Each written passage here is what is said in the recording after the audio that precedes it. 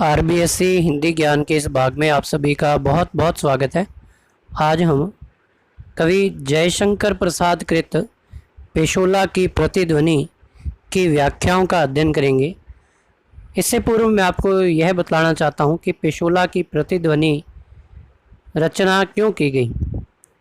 देखिए, यह रचना जो है आपकी, यह राष्ट्र प्रेम पर आधारित है और इस रचना के माध्यम से कवि जयशंकर प्रसाद पिछोला झील के किनारे महाराणाओं के महलों के प्रतिबिंब जब पिछोला की झील पर पड़ते हैं तो उस समय वह भारतीयों को पुकार कर यह कहता है कि हमने अपने गौरवमयी अतीत को भुला दिया है, अर्थात देश प्रेम की भावनाएं धूमिल हो गई हैं।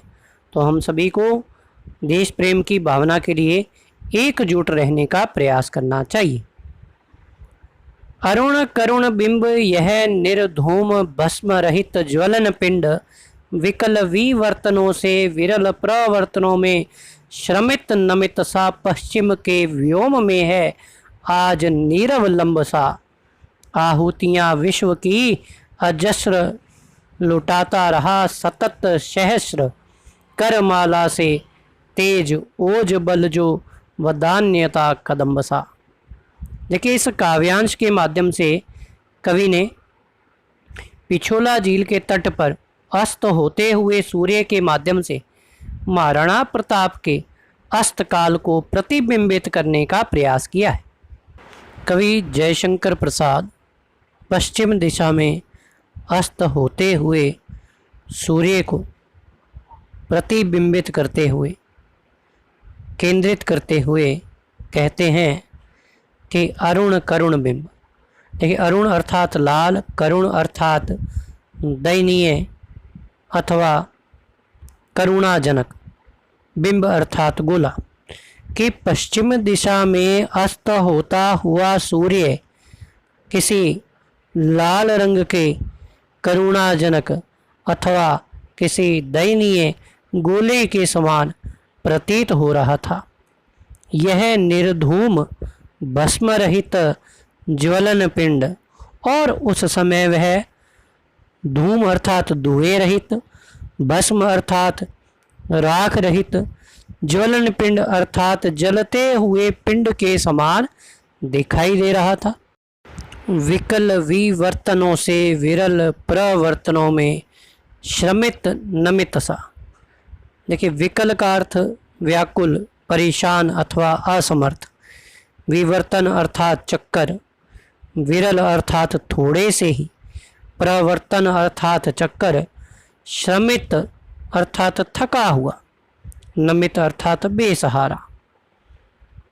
कि वह सूर्य का गोला अनेक बार गगन के चक्कर लगाने से, थोड़े से प्रयासों से ही असमर्थ हुआ, बेसहारा होकर आज पश्चिम के व्योम में है आज नीरव लंबसा।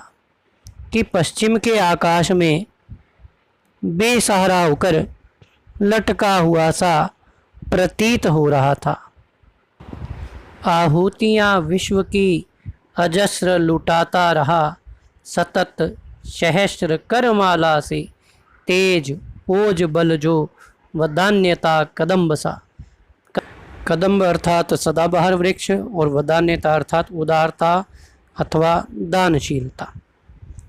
देखिए, कवि यहाँ ये कह रहे हैं कि वह महाराणा प्रताप रूपी सूर्य अपने शूरवीरता के माध्यम से, अर्थात सूर्य अपनी हजारों किरणों के समूह के माध्यम से इस संपूर्ण संसार को शूरवीरता, बल आदि दान करते हुए कदम के वृक्ष के समान उदारता और दानशीलता का परिचायक था।